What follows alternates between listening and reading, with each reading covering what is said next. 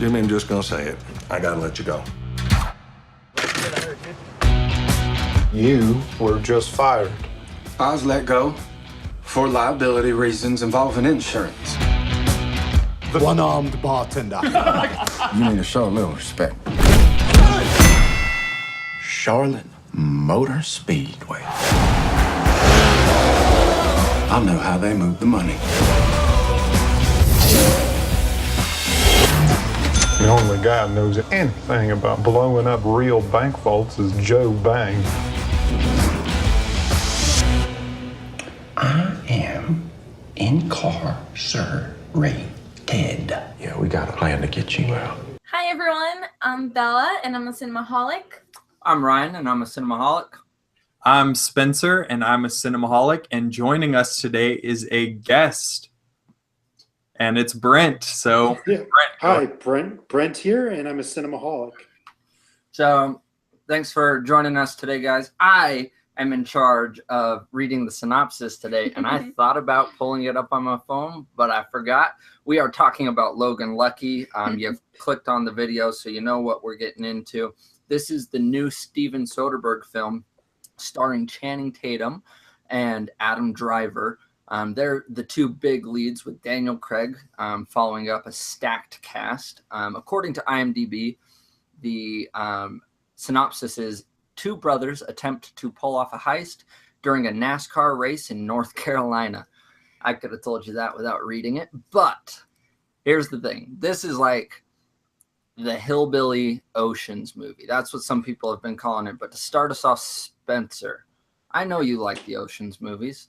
What do you think about this one? I did not like Ocean's 13, but I like the other two. No, I didn't like Ocean's 12. I liked Ocean's 11 and Ocean's 13. So I'm pretty sure that's the ones. Get them all mixed up. They're all, the first one's the most distinct, I think. Yeah, this is basically the hillbilly Ocean's 11. They even at a point in the movie say it's like Ocean 7-11, which is a great line. This movie's a blast. I really, really had a great time with Logan Lucky. The couple things that stand out to me that make it such a fun movie are the performances in this. Particularly Daniel Craig was really funny in this movie. You can tell he's having a blast with his role. But the real standout in this movie to me is actually Adam Driver. He gives a really like funny deadpan performance that I found to be probably my favorite part of the movie. The screenplay, it's a first-time screenwriter, female screenwriter, and her name is Rebecca Blunt. And it actually pulled Steven Soderbergh out of retirement. He was like still working on movies, but not directing. And so like the script had to be pretty good, and the script is really good. And I think she's a first-time screenwriter, which is just nuts when you see this movie. She just does a great job, knocked it completely out of the park, in my opinion. It's comedic in lots of parts, and I thought the comedy was really funny throughout the movie. There was lots of just hilarious sequences and lines. There's a particular sequence involving gummy bears and bleach and salt that I thought was just awesome. The only minor gripes with me about this movie are kind of pacing in the third act. I feel like I've said that a lot recently with movies. There's a subplot with the FBI that I understand why they put it in the movie, but it felt like it really didn't go anywhere until the ending, which I found very confusing, and I did not really understand the very, very, very ending of the movie. I was like, wait, so, and I think I have an idea about it, but we'll have to talk a little more off broadcast because I don't want to spoil this movie for anybody. So, Brent, go ahead and tell us what you thought of Logan Lucky. I thought it was a very good movie. I was just laughing at various parts throughout the movie, and it was just very well constructed. I enjoyed the Oceans movies. I actually enjoyed all three of them. If you were confused between the Oceans 12 and Ocean 13, Oceans 12 is when they go to Europe, and then Oceans 13 was when they go back to Vegas and basically sting Al Pacino. So anyway, with that being said, this one was just funny, and I like how you said the Hillbillies, Ocean's 11, because that's totally what it is. It's totally like basically low budget robbing a bank situation. And I thought that was hilarious. I'm just seeing like all the different situations because when you're watching the Ocean's movies, all of them are like these high gadgets and everything, Italian job or whatever. This is like literally all I have to do is pull out $100 and I could probably learn how to rob a bank or something like that. Anyway, not that I would do that, but the performances were really great. Like Daniel Craig was probably one of my favorites because he's just like totally unusual and just totally hilarious to watch. And then everyone else, just everything just pulled off together. I thought Channing Tatum and Adam Driver were both excellent, and there were just a lot of great performances. And then just how it all crafted together was just, I had a blast watching it. And I do strongly recommend checking this out. So anyway, that's kind of all I have to say right now for the moment. Yeah, I agree with you. It was really fun. It was a really fun movie. The only problem I had is not really a problem with the movie. I mean, about the movie is just me. But sometimes the accent was a little too harsh and I couldn't understand what they were talking about. But yeah, it was really awesome. I really liked it. And I love Adam Driver. He's one of my favorite, he's in one of my favorite movies, which is called Patterson. And yeah, he was really funny. Yeah, I loved the arm thing. It was awesome. Yeah, it was good. I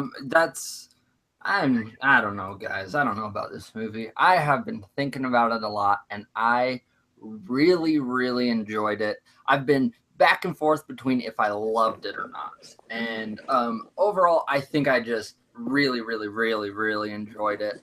And I actually think I might have a high score. I don't know what anyone's scoring it yet, but I loved how much they were able to focus on the hick and hillbilly elements and accents and all of that stuff, but they never made that a bad thing. It was never degrading by any means, and it was able to show all of those parts of America, but everyone was still intelligent, which I think a lot of movies automatically just make the hick or the hillbilly the stupid character.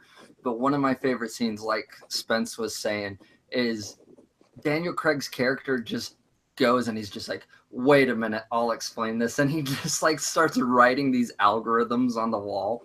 And I freaking loved it. It was excellent. And the little moments throughout the film like that are what kept me with it.